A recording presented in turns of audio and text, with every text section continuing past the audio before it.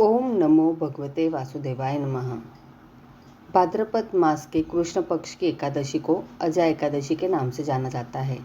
अजा का अर्थ जिसका जन्म न हो, प्रकृति अथवा आदि शक्ति के अर्थ में इसका प्रयोग होता है। कृष्ण जन्माष्टमी के ठीक बाद पड़ने वाले इस व्रत को अजा एकादशी कहा जाता है।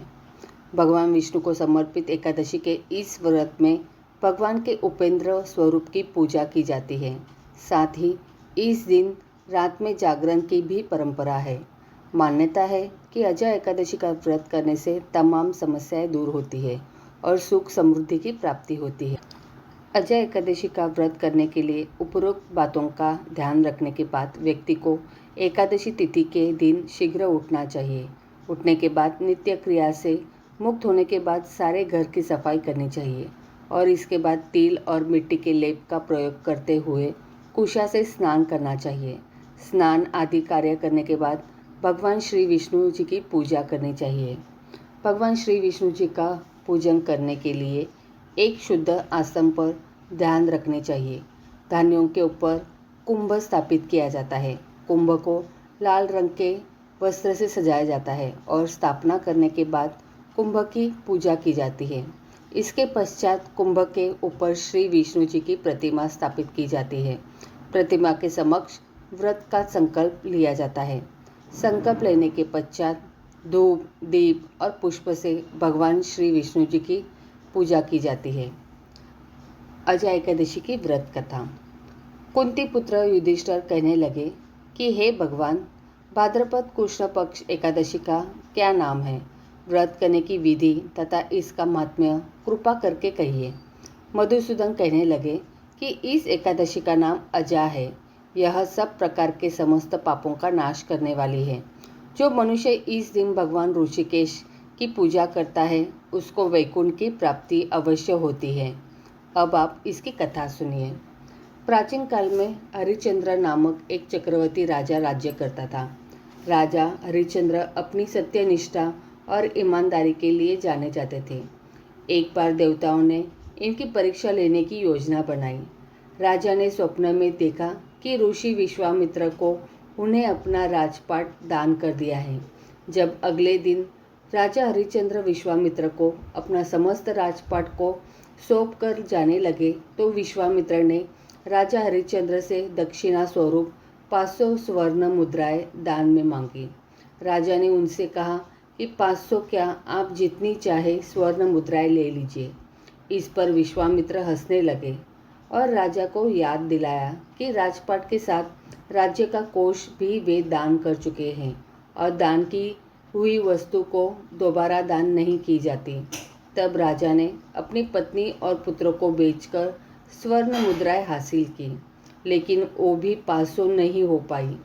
राजा हरिश्चंद्र ने खुद को भी बेच डाला और सोने की सभी मुद्राएं विश्वामित्र को दान में दे दी। राजा हरिश्चंद्र ने खुद को जहाँ बेचा था वह स्मशान का चांडाल था। चांडाल ने राजा हरिश्चंद्र को स्मशान भूमि में दाह संस्कार के लिए कर वसूली का काम दे दिया। राजा चांडाल का दास बनकर सत्य को धारण करता हुआ मृत को का वस्त्र ग्रहण करता रहा, मगर किसी प्रकार से सत्य से विचलित नहीं हुआ। कई बार राजा चिंता के समुद्र में डूबकर अपने मन में विचार करने लगा। लगता है कि मैं कहाँ जाऊँ, क्या करूँ जिससे मेरा उद्धार हो। इस प्रकार राजा को कई वर्ष बीत गए। एक दिन राजा इसी चिंता में बैठा हुआ था कि गौतम ऋषि आ गए।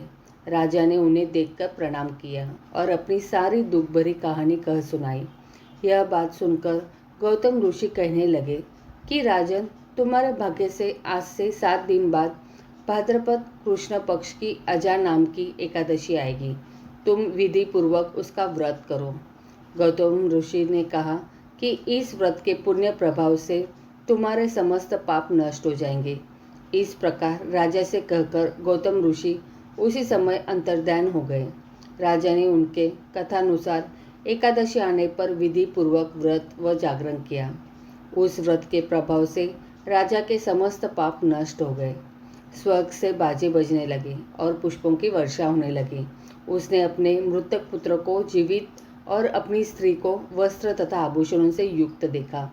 व्रत के प्रभाव से राजा को पुनः राज्य मिल गया। अंत में वह अपने परिवार सहित स्वर्ग को गया।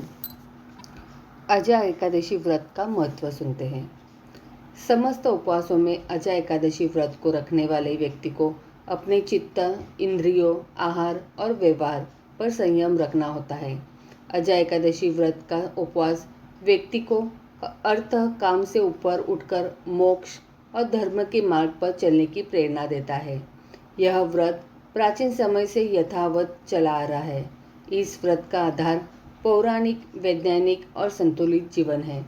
इस उपवास के विषय में यह मान्यता है कि इस उपवास के फल स्वरूप मिलने वाले फल अश्वमेध यज्ञ, कठिन तपस्या, तीर्थों में स्नान, दान आदि से मिलने वाले फलों से भी अधिक होते हैं। यह उपवास मन निर्मल करता है, हृदय शुद्ध करता है तथा सद्मार्ग की ओर प्रेरित करता है। तो बोलो विष्णु भगवान की जय, एकादशी माता की जय।